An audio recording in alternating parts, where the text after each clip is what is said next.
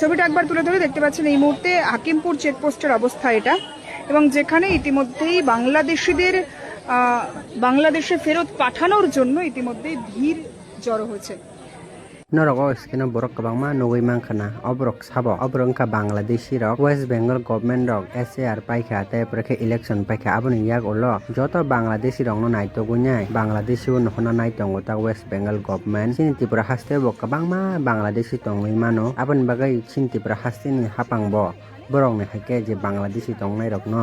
tei se borok ni dese kiflin hoke belai no janai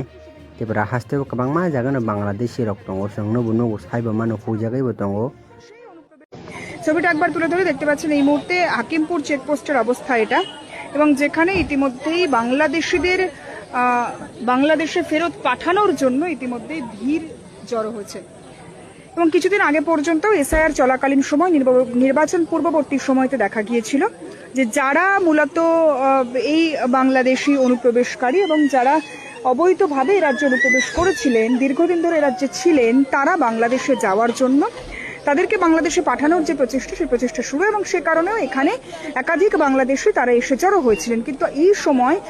গত রবিবারই মুখ্যমন্ত্রী শুভেন্দু অধিকারীর তরফ থেকে ঘোষণা করা হয়েছে হোল্ডিং সেন্টারের যারা এ রাজ্যে অনুপ্রবেশ করে রয়েছেন অবৈধভাবে সেই অনুপ্রবেশকারীদের জন্যই হোল্ডিং সেন্টার, এবং যে হোল্ডিং সেন্টারের কথা শুনেই রীতিমতো সিঁদুরে মেঘ দেখছেন এই অনুপ্রবেশকারী বাংলাদেশের, এবং সে কারণেই তারা তড়িঘড়ি চেষ্টা করছে যত তাড়াতাড়ি সম্ভব তাদের নিজ দেশে বাংলাদেশে ফিরে যাওয়ার জন্য।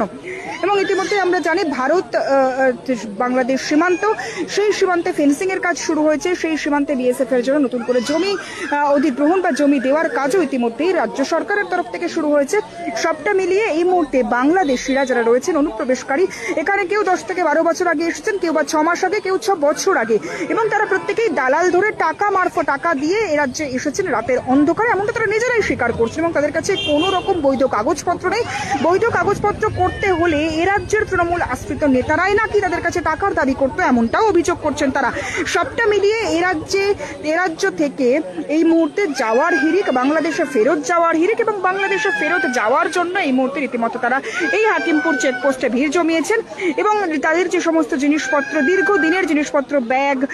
জিনিসপত্র নিয়ে তারা এই মুহূর্তে হাকিমপুর চেকপোস্টে কেউ গতকাল রাত থেকে, কেউ আজ সকাল থেকে ভিড় জমিয়েছেন। এবং যে ছবিটা এই মুহূর্তে দেখা যাচ্ছে যে বিএসএফ এর তরফ থেকে যেমন চেক করা হচ্ছে তাদের যে সমস্ত নথি, বাংলাদেশে তাদের যেখানে বাড়ি সেই জায়গার প্রামাণ্য নথি, এবং তার পাশাপাশি এ রাজ্যে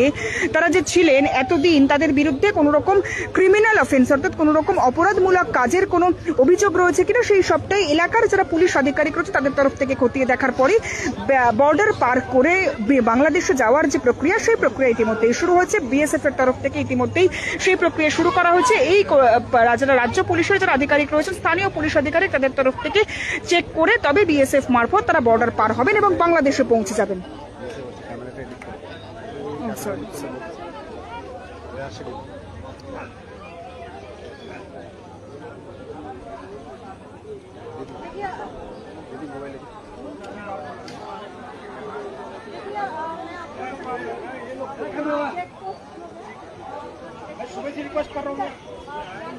এবং এই মুহূর্তে ছবিটা দেখতে পাচ্ছেন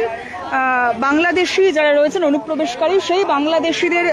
বাংলাদেশে ফেরত পাঠানোর যে প্রক্রিয়া, সেই প্রক্রিয়া যেমন শুরু হয়েছে, ঠিক তেমনি বাংলাদেশিরা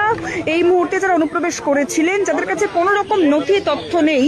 তারা এই মুহূর্তে বাংলাদেশে ফেরত যাওয়ার জন্য কিন্তু এই মুহূর্তে তারা বেশ খানিকটা ভয় পেয়েছেন, আতঙ্কে রয়েছেন তারা,